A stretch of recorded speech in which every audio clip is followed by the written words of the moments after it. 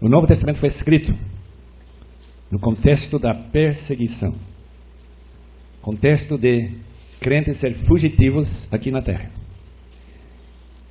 Como nós não temos essa mentalidade, o cristianismo se torna algo como se fosse um acréscimo à vida normal.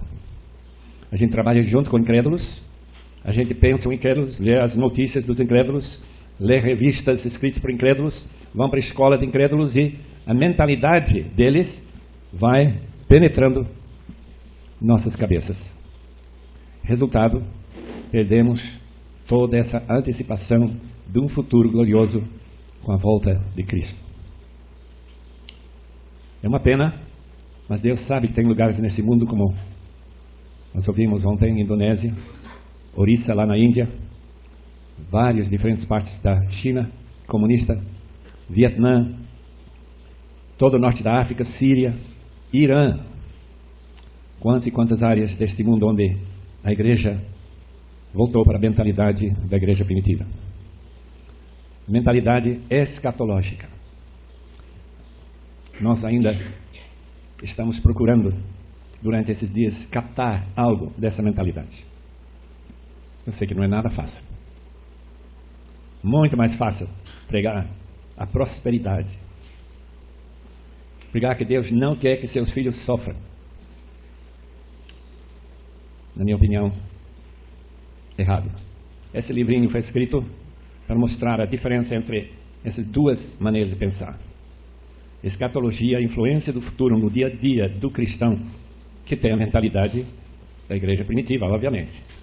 E este livro aqui, que acaba de sair em português, chamado Arrependimento, primeira palavra do Evangelho.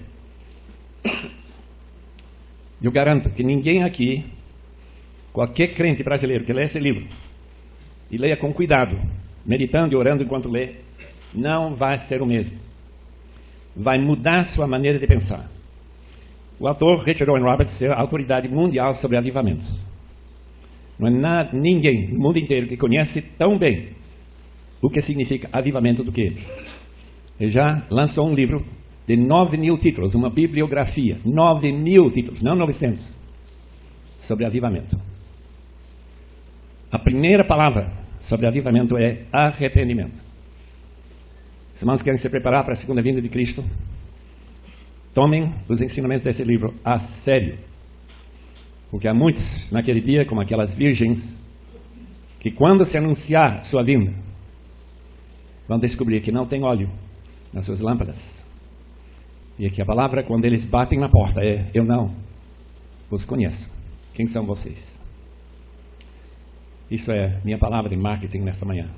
Os irmãos me perdoem, mas eu não tenho nenhum interesse financeiro nos irmãos comprarem esses livros. Isso não me interessa nem 1%. O que interessa sim, meus irmãos, que haja uma mudança de mentalidade brasileira. Em geral, tem muita gente aqui que está tomando o cristianismo a sério, muita gente. Mas talvez um número bem maior ainda, é que o cristianismo é apenas um acréscimo. Não é a nova vida em Cristo. Essa nova criatura, essa pessoa que vive a realidade da nova aliança. Vamos abrir a palavra de Deus para ler um dos textos chaves sobre a volta de Cristo. Eu estou falando de Mateus 24. Naturalmente, os irmãos sabem que tem 3 edições ou versões desta palestra de Jesus, resposta às perguntas dos discípulos. Quando eles, admirados com a opulência, o trabalho que foi gasto para construir esse templo de Herodes. Tem alguém que já foi para Jerusalém hoje? Aqui? Alguém? Temos 1, 2 pessoas apenas. 3. 3 só. Os irmãos não têm ideia como aquela área do templo domina a cidade de Jerusalém até hoje. Onde tem um imenso vazio, 12 campos de futebol, todos sustentados em pedras que pesam até 50 toneladas. Ninguém sabe muito bem como eles conseguiram cortar e colocar essas pedras de fundamento da plataforma em que o templo foi construído. E quando aqueles discípulos olharam para aquelas pedras e o próprio templo, sua admiração foi muito grande. Eles, como todo judeu que pensava que o templo era o umbigo do mundo. Imagina, estranha frase deles. E para os judeus que estão espelhando no mundo, quando o Messias voltar e chegar à ressurreição, Deus vai criar túneis para os corpos rolarem até Jerusalém para ressuscitar na cidade santa, provavelmente justamente naquela área do templo. Então, capítulo 24 de Mateus, 13 de Marcos, 21 de Lucas, trata da resposta de Jesus às 3 perguntas. Vamos ler, os irmãos acompanham. Não vou ler todo o capítulo, que é meio longo, mas pelo menos os primeiros versículos. Jesus saiu do templo. Enquanto caminhava, seus discípulos aproximaram-se dele para lhe mostrar as construções do templo. Vocês estão vendo tudo isto? Perguntou ele. Eu lhes garanto que não ficará aqui pedra sobre pedra, serão todas derrubadas. Tendo Jesus se assentado no Monte das Oliveiras, os discípulos dirigiram-se a ele em particular e disseram: dize-nos quando acontecerão essas coisas. Primeira pergunta: quando? E qual será o sinal da tua vinda? Como que vamos saber que Jesus está para voltar? E qual é o sinal do fim dos tempos? Fim desta era, porque esses tempos estão falando da era em que a história continuará naturalmente, causa e efeito, guerra, paz, líderes surgindo, líderes sendo derrubados e mortos, como Adolf Hitler, com seu império que deveria perdurar 1000 anos, a chamada Terceira Reich, onde está hoje. Tendo Jesus se assentado no Monte das Oliveiras, esta pergunta que os discípulos queriam responder, a resposta dele. Jesus respondeu: cuidado que ninguém nos engane, pois muitos virão em meu nome, dizendo: eu sou o Messias, e enganarão a muitos. Vocês ouvirão falar de guerras e rumores de guerras, mas não tenham medo. É necessário que tais coisas aconteçam, mas ainda não é o fim. Nação se levantará contra nação, reino contra reino, haverá fomes e terremotos em vários lugares. Tudo isso será o início das dores. Então eles os entregarão para serem perseguidos e condenados à morte, e vocês serão odiados por todas as nações por minha causa. Naquele tempo muitos ficarão escandalizados, trairão e odiarão uns aos outros, e numerosos falsos profetas surgirão e enganarão a muitos. Devido ao aumento da maldade, o amor de muitos esfriará, mas aquele que perseverar até o fim será salvo. E este evangelho do reino será pregado em todo o mundo, como testemunha a todas as nações. Então virá o fim. Quando a gente lê textos como este, os textos paralelos, imediatamente nós percebemos um problema sério, mas sério mesmo. Jesus responde a estas perguntas relativo a Jerusalém, a estas pedras visíveis que depois foram derrubadas no ano 70 pelas forças romanas. Tito, se os irmãos forem para o Fórum de Roma, vai encontrar lá um quadro de alguém carregando a menora do templo, que esteve no templo quando Jesus falou, até Roma. Exatamente muito precioso, feito de ouro. Como isso tem alguma coisa a dizer para nós, relativo àquilo que o próprio Senhor Jesus disse, então virá o fim. É natural que a pessoa que lê esse texto vai lê-lo dentro da mentalidade de um Albert Schweitzer. Albert Schweitzer foi um brilhante alemão, jovem que fez doutorado em música, especialmente na música de Johann Sebastian Bach. Depois, um doutorado em Novo Testamento, na Bíblia. Depois, um doutorado na medicina. E virou missionário no oeste da África. Eu acho que foi Libéria, nem lembro bem. Quando ele estava estudando teologia, ele, com essa mentalidade liberal alemã, interpretou textos como este como um texto que não se cumpriu exatamente como Jesus falou.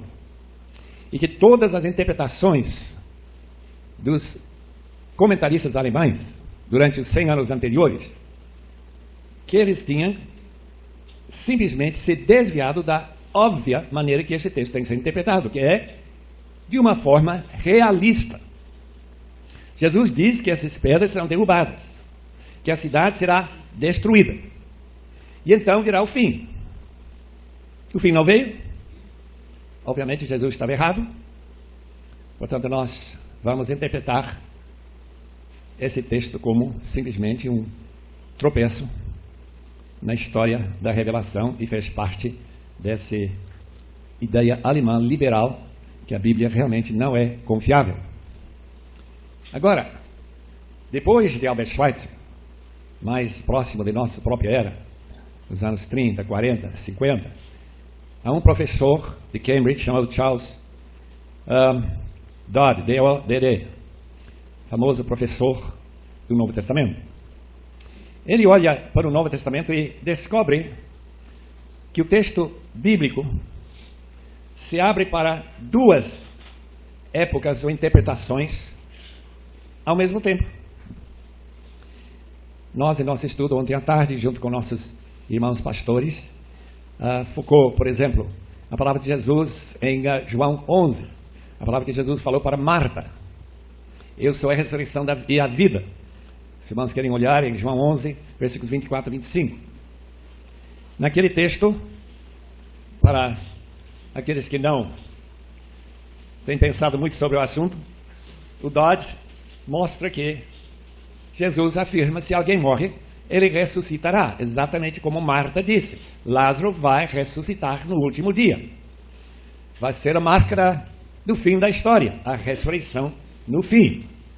Jesus disse então, em versículo 25 de João 11, uma coisa surpreendente: eu sou a ressurreição e a vida. Aquele que crê em mim, ainda que morra, viverá. Ressurreição. E quem vive e crê em mim não morrerá eternamente. Você crê nisso? E Marta teria que dizer, ou ela não entendia, ou não creio. Uma das duas possibilidades, porque realmente foi uma afirmação muito surpreendente. Quem crê em Cristo não morre. O Dodd, então, o Charles Dodd diz, este texto e dezenas de outros textos têm que ser interpretados como atualizando o futuro no presente. De maneira que, estando em Cristo, já estamos na nova era. Já somos novas criaturas, uma nova criação, segundo o apóstolo Paulo, em 2 Coríntios 5, 17. Por quê? Porque nós já morremos com Cristo, já ressuscitamos quando nós entramos para dentro do corpo de Cristo, quando nós fomos inseridos pelo Espírito Santo, pelo batismo no Espírito, e desta forma fomos inseridos em Cristo para receber os benefícios do futuro agora.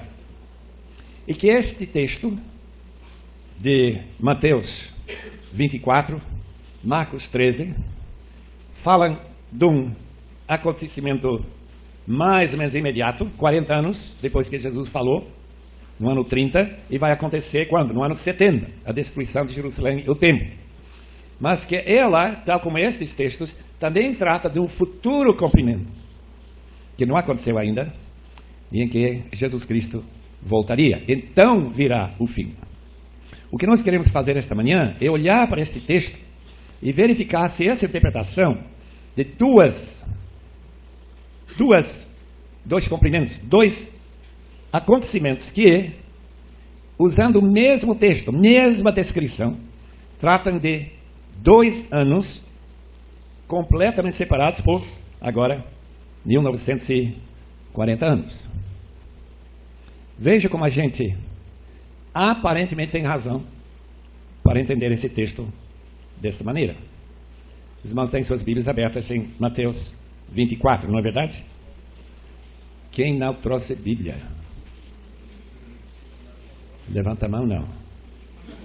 Fica envergonhado aí dentro. Ai, irmão Sérgio que vende a Bíblia. Muito bem. Diz-nos quando acontecerão essas coisas. Primeira resposta: facilmente vocês serão enganados. Cuidado que ninguém os engane, pois muitos virão em meu nome, muitos virão como falsos cristos, como cristos que se autodenominam Cristo ou Messias, dizendo que eu sou Cristo, e enganarão a muitos. Primeiro perigo. Isso aconteceu antes da destruição de Jerusalém. Uma das razões desse levante que trouxe a ira de Roma com suas forças, de Vespasiano primeiro e depois de Tito, para arrasar a cidade, e principalmente o templo, porque o templo tinha muita riqueza, que eles levaram para Roma. Ser um espólio da guerra, provocado pelos próprios judeus, os sicari, aqueles terroristas da época. Esses terroristas foram liderados por falsos cristos, messias que se autodenominaram que eles estavam chegando, e como aqueles judeus não tinham crido no Cristo verdadeiro, que já tinha sido exaltado ao céu 40 anos antes, eles facilmente enganaram, porque houve aquela expectativa escatológica que a volta ou a primeira chegada para eles do Messias está às portas. E se nós começarmos a lutar para a nossa libertação, com certeza ele aparecerá e ele nos liderará para uma vitória tremenda. Não aconteceu. Jesus já preveniu seus discípulos, seus seguidores, que esse levante do sicari seria um levantamento enganoso, enganados pelos seus líderes. E de fato provocou um sofrimento incrível. Os irmãos que têm tempo para ler Joséfo, as guerras dos judeus, vão poder ler sobre o terrível sofrimento que a cidade passou. Já a segunda vez, lembra que Nabucodonosor e suas forças já tinham destruído Jerusalém há 612 anos antes, ou mais, um pouco. Primeiro problema, engano. Segundo problema, vocês ouvirão falar de guerras e rumores de guerras, mas não tenham medo. É necessário que tais coisas aconteçam, mas ainda não é o fim. Guerras e rumores de guerras. Quando há esse tipo de fervilhão que houve antes da destruição de Jerusalém, há comentários, como houve na época dos anos 30, e o surgimento dessa nova potência do Adolf Hitler, depois de 33, quando ele foi levado para ser líder do partido nazista, e a gente percebeu que ele estava preparando o chamado Wehrmacht, e os comentários que se falava, juntamente com o Japão, Mussolini, para criar esse eixo, naquela época do mal, para atacar o mundo chamado livre, e o resultado foi muito rumor. Coisas semelhantes ocorrem durante a história, momentos em que homens como Napoleão, que ataca a Europa e vai tentar dominar toda a Europa, a Primeira Guerra Mundial, todos aqueles rumores de guerras são simplesmente tocando a mesma música que foi tocado antes da destruição de Jerusalém. Não muitos anos atrás, a possibilidade de uma guerra atômica foi muito presente. Nos anos 60, com John Kennedy, que foi eleito no ano 60, porque detectava-se mísseis russos com bombas atômicas chegando na costa, apenas 100 quilômetros da costa americana. Então havia esse grande perigo que houvesse uma guerra que destruísse o país. Nós não temos uma ideia clara da força de uma bomba atômica, hidrogênio, por exemplo. E como a cidade de Hiroshima, o Nagasaki, que foram destruídos por bombas muito menores, e a coisa foi terrível ao extremo. Portanto, essa ideia de rumores e ideia de guerra tem acontecido em vários momentos. Na época, por exemplo, do século VII, quando os maometanos, os islâmicos, estavam avançando e atacando todos os países e dominando aqueles países do norte da Europa, e um atrás do outro foram caindo, na época de Agostinho, quando os godos e outros também estavam atacando.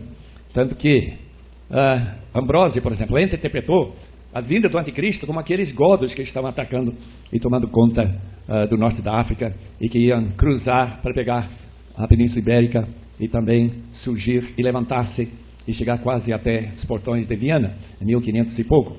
Os irmãos estão percebendo que o mundo sempre tem essa visão que a possibilidade de forças satânicas, forças do mal, venham dominar o chamado mundo cristão. Guerras e rumores de guerras. Novamente, a possibilidade vai entrando na cabeça da gente. Por quê? Por exemplo, nestes dias, Israel está sendo ameaçada pela formação de um Estado palestino. Aquele Estado, juntamente com seus aliados, que são mais de 1 bilhão de muçulmanos no mundo, já pronunciaram que seu objetivo, um dos principais, é varrer Israel da terra. Os irmãos sabem que Israel tem bombas atômicas, né? Os irmãos sabem que Irã também está criando bombas atômicas. E não vai demorar muito tempo que ela vai ser armada com estes instrumentos de destruição em massa. Coreia do Norte, mesma coisa. Com mísseis que, aos poucos, estão sendo desenvolvidos. O surgimento de um país comunista com força econômica que tem a China, que pretende ultrapassar em poucos anos a economia americana ou japonesa. Tudo isso é base para rumores em nossa época, tal como houve no primeiro século. E que mais? O texto diz, não somente sobre engano, sobre rumores de guerras, nação se levantará contra nação, reino contra reino, e haverá fomes e terremotos em vários lugares. Esta promessa de terremotos e de fome é uma realidade que todos nós sabemos é bem mais real hoje do que no primeiro século. Guerras, nação levantando-se contra nação. Quando se levanta uma nação contra outra, quando ela tem fome. Quando não houver alimentos em alguns países, como a Índia, Paquistão, que já está no limite da sua produção, Bangladesh, países que estão superpopulados, Indonésia, que tem naquela pequena ilha de Java, tem mais, acredita, meus irmãos, 100 milhões de habitantes numa ilha. A situação se torna perigosa, porque quando uma pessoa está com fome, ele está pronto para lutar para ele e para a sua família sem tréguas. É necessário que tais coisas aconteçam, mas ainda não é o fim. Nação se levantará contra nação, reino contra reino, haverá fomes, terremotos em vários lugares. Tudo isso será apenas o início das dores. Então, aquilo que aconteceu no primeiro século vai acontecer numa escala mundial antes da vinda de Cristo. É a única maneira de entender esse texto coerentemente, ainda acreditar que Jesus não errou. Que ele estava olhando em dois períodos, a situação israelita ou judaica na época e a situação do futuro. E como que nós podemos perceber que é isso mesmo que Jesus estava pensando quando ele disse, já no versículo 9, então eles os entregarão para serem perseguidos, condenados à morte, os cristãos que não fugiram para Pela, na Transjordânia, onde eles se salvaram dessa ira romana. Por quê? Porque Jesus já tinha predito que isso aconteceria, portanto eles se preveniram e cruzaram o Rio Jordão e se esconderam lá naqueles riachos e aqueles pontos de casas e tudo lá na Transjordânia, no lugar chamado Pela. Mas vocês serão, os cristãos, serão perseguidos, condenados à morte, vocês serão odiados por todas as nações. Essa frase é fundamental. Aqui no Brasil, o ódio aos cristãos é bem abafado. Não se percebe muito ódio aos cristãos. Mas está chegando. Preparem-se. Tal como houve um ódio aos cristãos que não se aliaram naquela revolta contra Roma, os cristãos não se levantam nestas guerras contra as outras nações, porque o cristão tem outro interesse do que o mundano. Seu interesse é que o evangelho seja pregado a todo mundo. Enquanto os não cristãos estão preocupados com o quê? O que vamos comer? Onde vamos pegar mais petróleo para nossos carros? E para encher ainda mais nossas cidades de congestionamento, como São Paulo, que já está no limite. Vai acontecer de novo. Isso vai provocar o quê? O que vai provocar? Perseguição e santificação da igreja. Toda a nossa preocupação com a santificação da igreja, uma igreja pura, descrita pelo apóstolo Paulo, a igreja que aguarda o dia do casamento com seu noivo.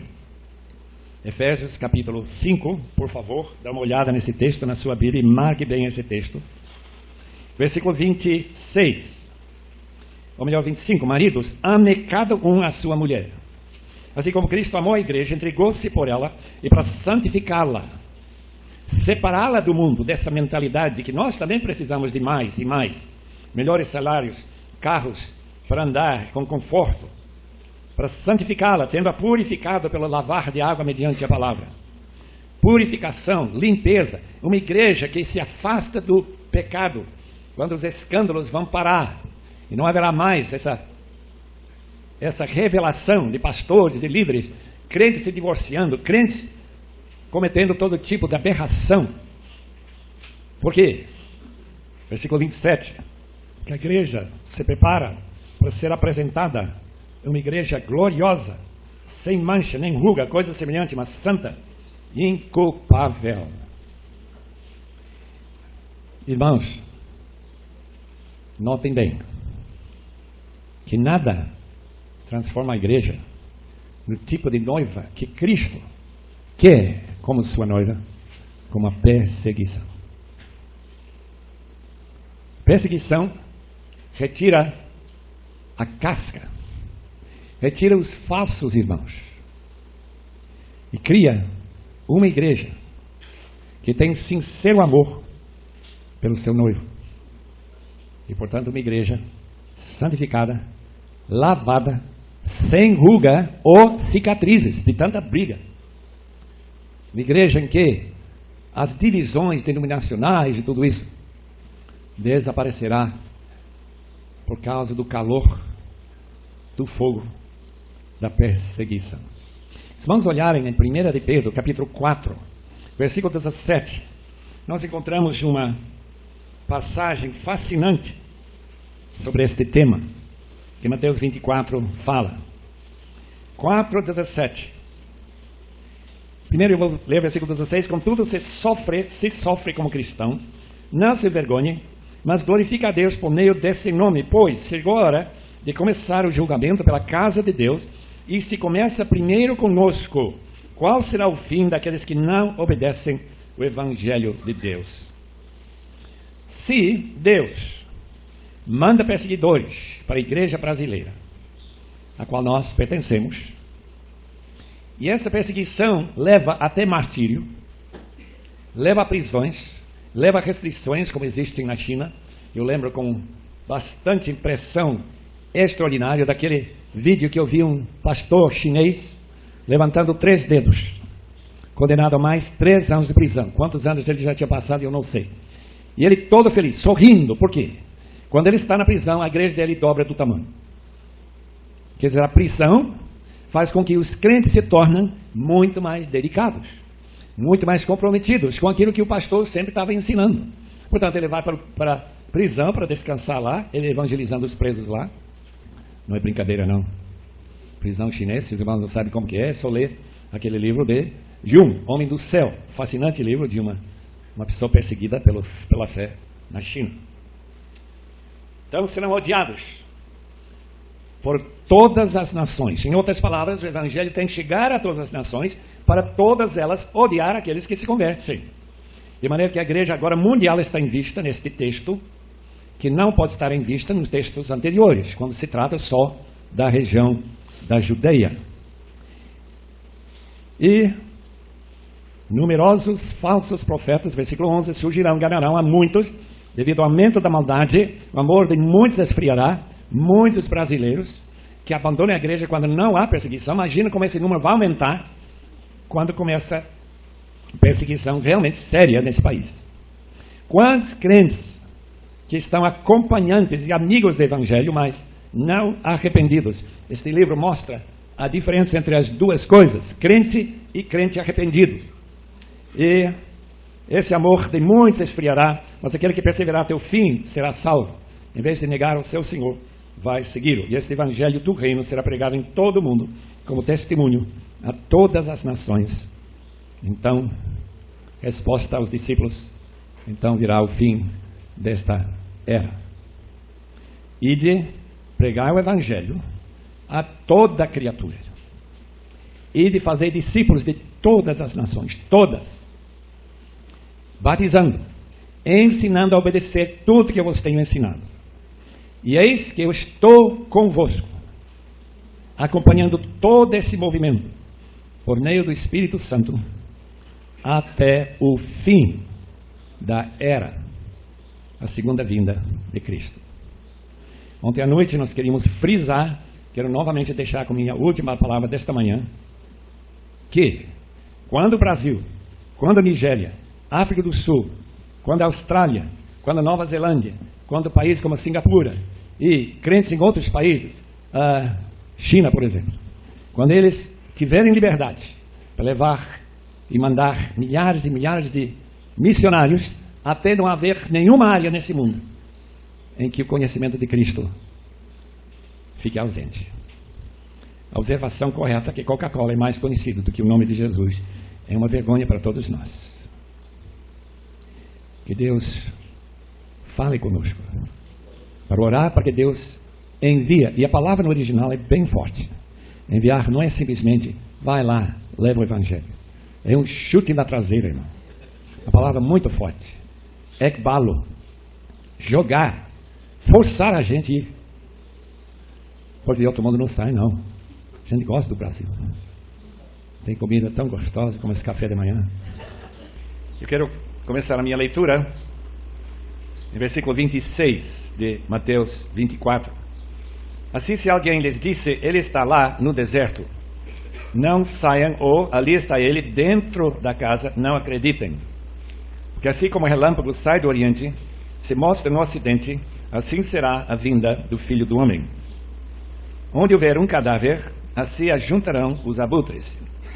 E imediatamente, após a tribulação daqueles dias, o sol escurecerá, a lua não dará sua luz, as estrelas cairão do céu, e os poderes celestes serão abalados. Então aparecerá no céu o sinal do Filho do Homem. E todas as nações da terra se lamentarão, e verão o Filho do Homem vindo nas nuvens do céu, com poder e grande glória. Ele enviará os seus anjos com grande som de trombeta. Desculpe. Enviará os seus anjos com grande som de trombeta, e esses reunirão os seus eleitos dos quatro ventos de uma outra extremidade dos céus. Aprendem a lição da figueira, quando seus ramos se renovam e suas folhas começam a brotar, vocês sabem que o verão está próximo. Assim também, quando virem todas estas coisas, saibam que ele está próximo às portas. Eu lhes asseguro que não passará esta geração até que todas estas coisas aconteçam. Os céus e a terra passarão, mas as minhas palavras jamais passarão. Nós já dissemos, e podemos reenfatizar, que há grandes divergências na maneira de entender este texto que nós acabamos de ler e outros textos relacionados com a segunda vinda. Uma coisa não é discutível, é que Jesus há de voltar. Como, quando, quais são os sinais da sua vinda, tem opiniões das mais diversas. Portanto, aquilo que nós vamos ver, da minha maneira de ver, do meu ponto de vista, não necessariamente vai coincidir com aquilo que vocês já creem, ou que outros irmãos, mais consagrados do que eu, ensinam. Quer dizer, nós somos sujeitos, quando olharmos para o futuro, tal como os discípulos que não entenderam muito bem sobre a volta de Cristo, já que em Atos, 1º capítulo, versículo 6, eles perguntam, será que agora hás de restaurar o reino a Israel? Que era uma pergunta que não cabia de forma alguma. Portanto, eles não entenderam, e como que nós, que estamos tão distantes, seremos mais capazes de entender do que eles. Mas, olhem para o texto e vejam o que parece natural aqui, como aquilo que nós devemos entender com a resposta de Jesus. Primeiro, nos versículos 26 até 28, há uma tentativa de persuadir, pelo menos alguns irmãos, algumas igrejas, que Jesus Cristo já voltou, que Ele está aqui na terra. Errado, profundamente errado, porque a identidade de Cristo, se for apontado e Ele não vir, como nós lemos em versículo 30 e 31, claramente, obviamente, biblicamente, não pode ser o Cristo da Bíblia. Os irmãos sabem que existem falsos cristos. Alguns deles sem projeção nenhuma. Outros com milhares e milhares de seguidores.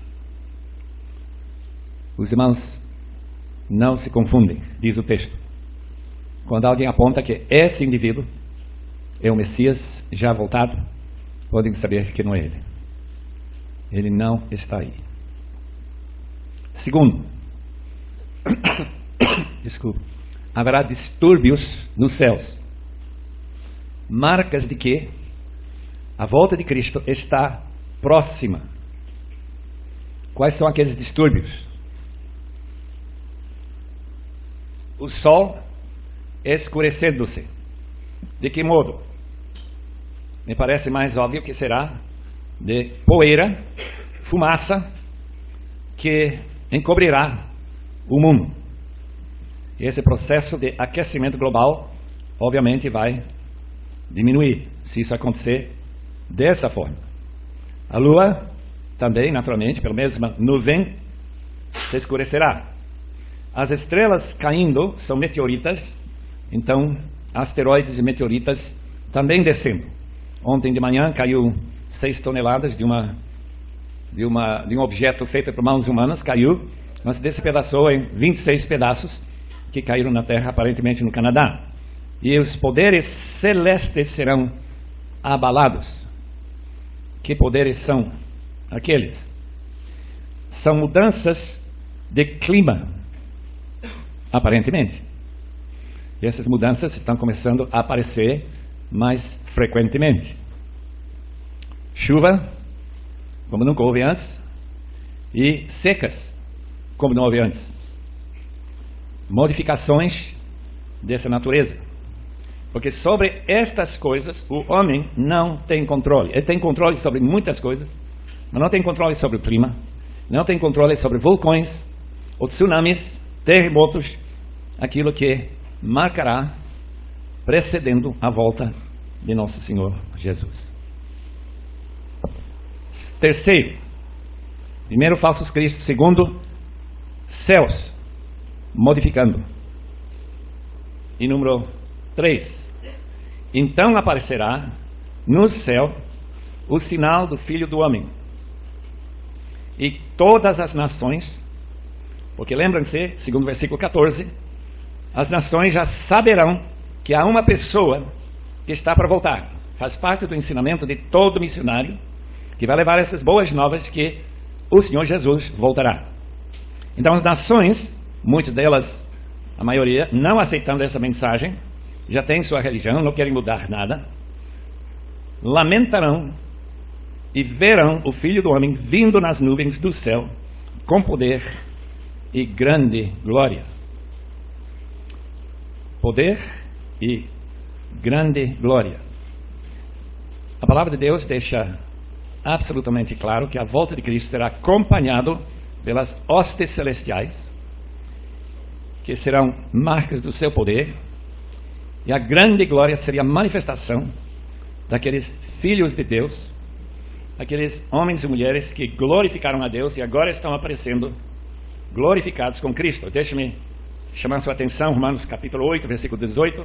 Considero que os nossos sofrimentos atuais não podem ser comparados com a glória que em nós será revelada. Romanos 8, 18. A natureza criada aguarda com grande expectativa que os filhos de Deus sejam revelados. Pois ele foi submetido à inutilidade, essa natureza, não pela sua própria escolha, mas por causa da vontade daquele que a sujeitou, na esperança de que a própria natureza criada será libertada da escravidão, da decadência.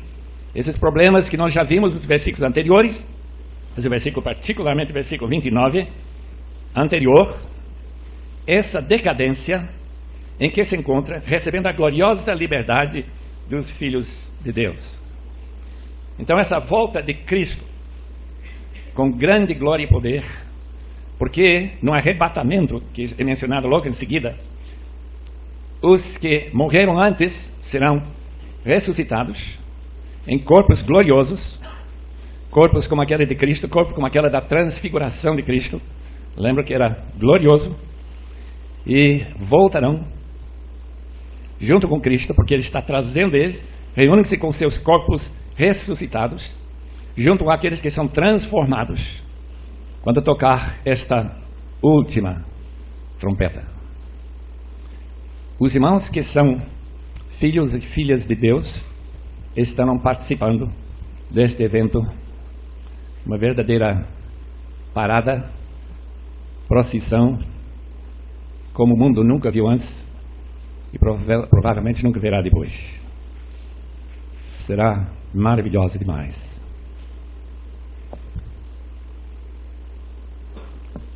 O sinal, versículo 31, ele enviará os seus anjos com grande som de trombeta. Será ouvida essa trombeta aqui na terra ou só no céu? Não sei.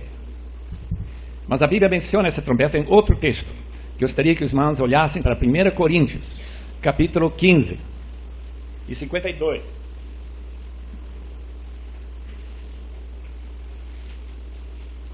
1 Coríntios 15, 52. O apóstolo Paulo também, pela revelação do Espírito, nos informa, começando a leitura no versículo 50. Irmãos, eu lhes declaro que carne e sangue, esse tipo de corpo que o irmão tem aqui esta manhã, que se alimentou com esse café, esse cuscuz, esse pão, esse manteiga, mamão, café com leite, não sei o que mais, esse corpo não vai herdar este novo reino que Cristo vai inaugurando.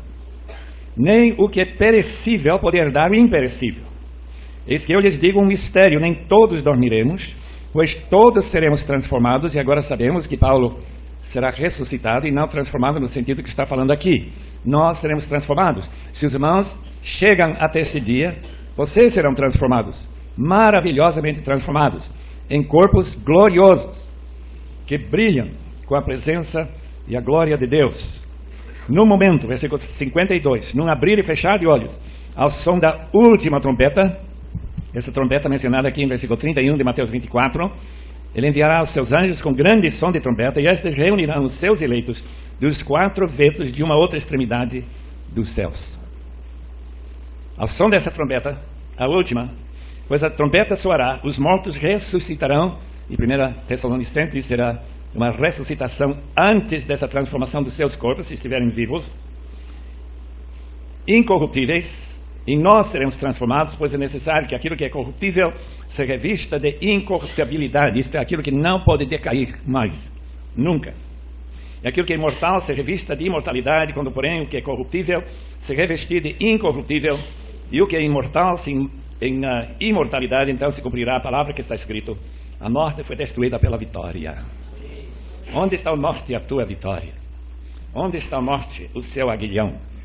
O aguilhão da morte é o pecado, a força do pecado é a lei, mas graças a Deus que nos dá a vitória por meio de nosso Senhor Jesus Cristo. Aqui estão os eventos, segundo a palavra de Cristo, e interpretados, esses eventos, segundo eu entendo.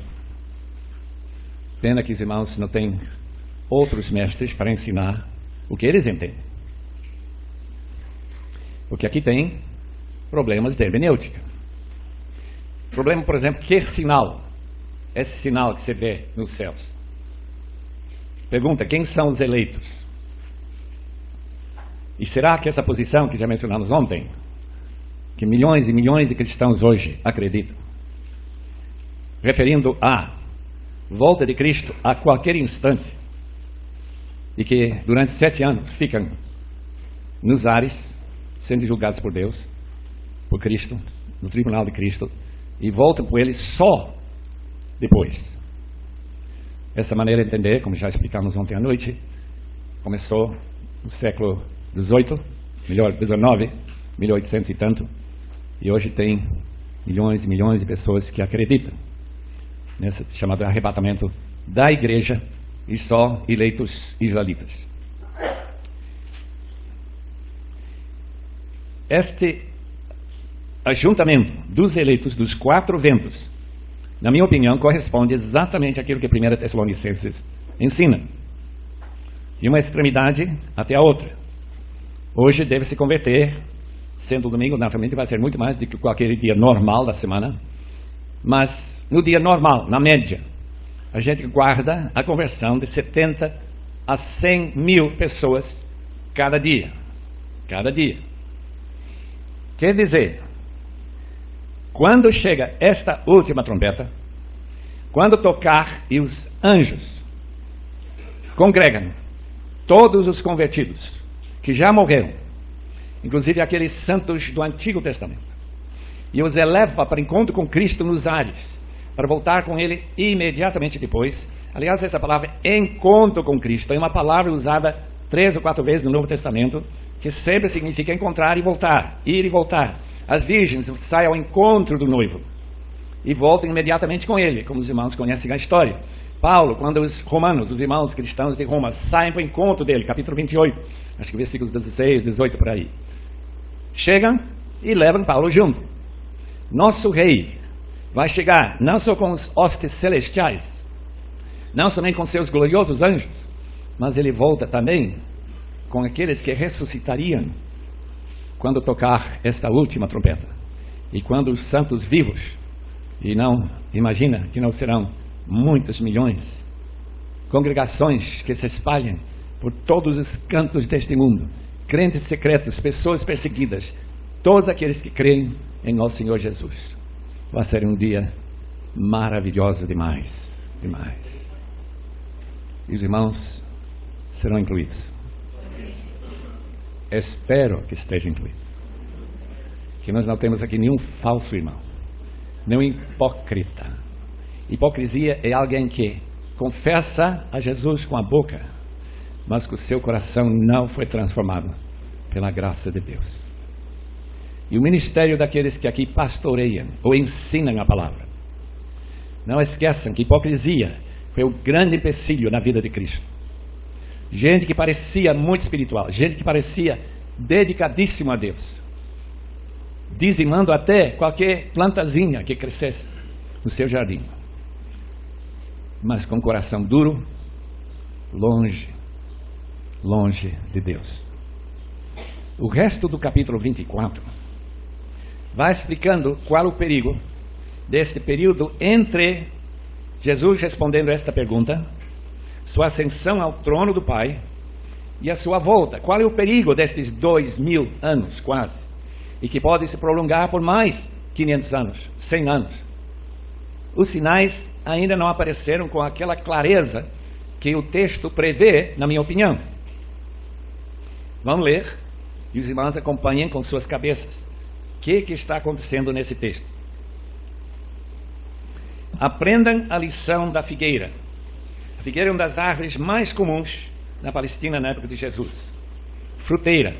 Quando seus ramos se renovam anualmente e suas folhas começam a brotar, vocês sabem que o verão está próximo. Assim também, quando virem todas estas coisas, saibam que ele está próximo às portas. Eu não posso chegar a outra conclusão, queridos irmãos, do que a volta de Cristo, para aqueles que esperam, aqueles que conhecem o ensinamento bíblico sobre escatologia, será algo bem claro que ele está chegando, que ele está às portas. Qualquer judeu que está tão ansioso de comer aqueles figos deliciosos que ainda se consegue lá, sul de Portugal e outras partes do mundo, como que ele, vendo essa renovação, não vai ficar feliz? Por quê? O verão está chegando. O que Jesus quer ensinar com essa lição? Que vocês que vieram para essa conferência não vão ser tomados de surpresa com a vinda de Cristo. Não vai ser, mas eu não estava aguardando ele aparecer agora. E quando chegamos em 2 Tessalonicenses, capítulo 2, vamos ver que tem um outro perigo. O perigo de mal interpretar o texto e imaginar que Jesus está chegando imediatamente. Nesse caso, eu não vou mais estudar a palavra, porque se Cristo voltar, eu vou aprender a palavra depois de morrer, ou depois de Cristo voltar. Eu vou ficar aguardando lá na montanha.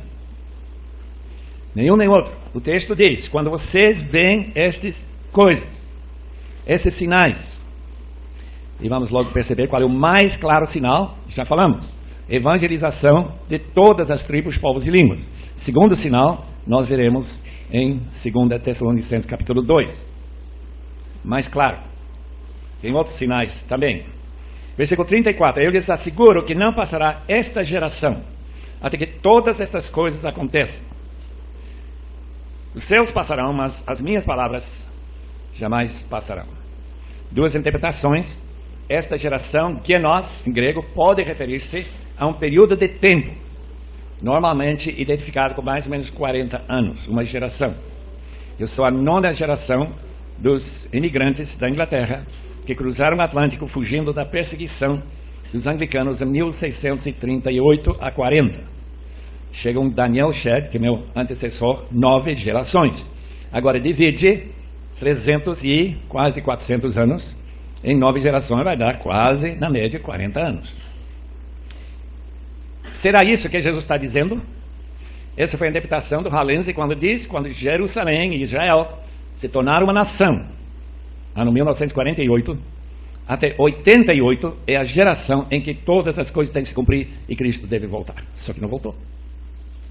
Então me parece que essa interpretação furada não aconteceu na primeira geração, não aconteceu logo depois da destruição de Jerusalém. E se Jesus Cristo não pode mentir, nós só temos uma outra interpretação forçada e provavelmente correta.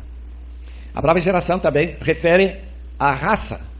Por exemplo, em 1 Pedro capítulo 2, versículo 9, nós somos geração eleita. A palavra genos, novamente. Esta geração, portanto, é uma referência, nesse caso, a povo judaico, que ainda que tem inimigos, como Adolf Hitler, que tentou exterminar numa genocida igual a nenhum outro que houve na história da humanidade, de matar 6 milhões de judeus. Mas não acabou com a raça. Esta geração não passará até estas coisas acontecem. Claro que não passará. Por quê? Porque Romanos 11, nós queremos dar uma olhada em Romanos 11, Israel será salvo. Esta nação que rejeitou o evangelho consistentemente durante 2000 anos. Sempre esperando um Messias que não seja aquele que foi crucificado. Mas a palavra de Deus me parece bastante clara em declarar que Israel será salvo. E quando isso acontece, será um dos grandes sinais da volta de Cristo. Talvez os irmãos queiram ver o texto-chave. Bem, são realmente 3 versículos, Romanos 11. Primeiro versículo, versículo 15 de Romanos 11, em que a ressurreição está integrada, vinculada à salvação de Israel. Romanos 11, versículo 15, pois se a rejeição deles, Israel, é a reconciliação do mundo, isto é, a pregação do evangelho ao mundo inteiro, o que será a sua aceitação, isto é, quando Deus renova Israel, senão vida de entre os mortos. Referência à ressurreição de Cristo. E versículo 25, irmãos, não quero que ignorem este mistério, para que não se tornem presunçosos. Israel experimentou um endurecimento em parte, até que chegue à plenitude dos gentios, isto é, quando esse trabalho missionário se complete, e assim todo Israel será salvo, como está escrito, virá de Sião o Redentor, e desviará de Jacó a impiedade, e esta é a minha aliança com eles, quando eu remover os seus pecados. Salvação claramente em vista para a nação como um todo. Todo Israel será salvo. Talvez alguns indivíduos não se salvarão, mas pelo menos uma faixa da nação, desta geração, que não passará até a volta de Cristo. Os muçulmanos já pronunciaram um ódio suficientemente agudo e intenso para varrer Israel da terra. E, naturalmente, seria a destruição física de Israel. Isso não vai acontecer antes da segunda vinda de Cristo. E nem vai acontecer depois, porque eles ainda têm que se converter em massa. Alguns já estão se convertendo, como já ouvimos, mas não é, na minha opinião, o cumprimento desse texto. Aprendam a lição da figueira. Quando seus ramos se renovam, suas folhas começam a brotar, sabem que o verão está próximo, Cristo está para voltar. Agora o versículo 36. Outros perigos e advertências. Quanto ao dia e a hora, ninguém sabe, nem os anjos dos céus, nem o Filho, mas somente o Pai. Como foi nos dias de Noé, assim também será na vinda do Filho do Homem. Pois nos dias anteriores ao dilúvio, o povo vivia comendo, bebendo, casando-se e dando-se em casamento, até o dia em que Noé entrou na arca. E eles nada perceberam até que veio o dilúvio e os levou a todos. Assim acontecerá na vinda do Filho do Homem.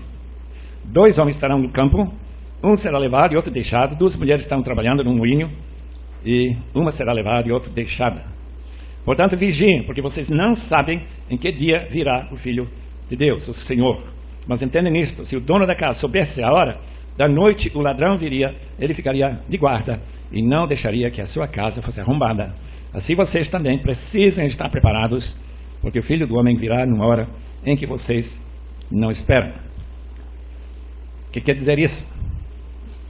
Quer dizer, do ponto de vista da primeira geração de crentes, os primeiros leitores desse livro de Mateus, e os leitores durante mais 60 gerações até hoje, olhando para o futuro, até esses sinais se cumprirem, não podem imaginar quanto tempo vai demorar ainda até a volta de Cristo. Não podem imaginar. É claro que Paulo não imaginava. Deus não revelou nada para Paulo. Ele diz 2 vezes que ele esperava ser transformado corporalmente sem morrer ou ser enterrado. Portanto, olhando para o futuro, os irmãos não podem saber mais do que Paulo. Daquele dia e daquela hora, vocês não podem predizer quando Cristo voltará. Minha mãe falava muito da segunda vinda. Ela escrevia cartas para a gente estudava fora de casa, desde 17 anos de idade. E quantas vezes aquelas cartas mencionavam a esperança da segunda vinda? Esperava que ocorresse durante sua vida, antes dela falecer em 59. Cristo não voltou. Mas, nem por isso, que nós vamos ficar dormindo e começando a nos envolver com mundanismo, como nos dias de Noé, pensando apenas em casamento, pensando apenas em ganhar mais dinheiro, pensando apenas em fazer um curso avançado e ganhar uma posição no governo que paga 20 mil ou mais por mês e assim viver essa vida confortável. O texto nos adverte nitidamente que essa mentalidade é a mentalidade que não está preparada quando Cristo volta. Destrói aquela antecipação da segunda vinda de Cristo. Terminando, Mateus 24, versículo 45. Quem é, pois, o servo fiel e sensato e não estúpido, a quem seu Senhor encarrega dos de sua casa para lhes dar alimento no tempo devido? Agora está falando de pastores. Aqui temos um grupo de pastores. Notem bem, pessoas encarregadas para dar alimento espiritual no tempo devido, pelo menos todo domingo. Feliz o servo que seu Senhor encontrar fazendo assim quando voltar. Garanto-lhes que ele o encarregará de todos os seus bens. Os galardões do futuro estão relacionados com os bens divinos repassados para os servos que serviram bem aqui na terra. Mas suponha que esse servo seja mau e diga a si mesmo: meu senhor está demorando. Então começa a bater em seus conservos e comer e beber com os beberões. O senhor daquele servo virá num dia em que ele não espera, numa hora que não sabe. Ele punirá severamente, lhe dará lugar com os hipócritas, onde haverá choro e ranger de dentes. Um dia estava conversando com o pastor de uma igreja americana em São Paulo e perguntei: como que o senhor chegou a querer ser pastor? Ele disse: é bem simples. Quando eu era jovem, eu passei na frente de um pastor, vi que ele saía da cama lá para as 10 da manhã, ia pescar, que ele gostava muito, preparava uma pequena homilha para discursar 15 minutos num domingo, uma vez por semana. Ele era bem quisto na sociedade, era bem pago. Disse: essa vida que eu quero. E essa vida que ele escolheu. E exatamente o que esse texto fala. Ele bateu duro na cabeça de um dos membros daquela igreja, tirando a esposa dele e casando com ela. E os irmãos só podem imaginar, se ele não se converter, como será duro a volta de Cristo para esse pastor. Esse texto nos adverte: vigiai, pois Cristo volta.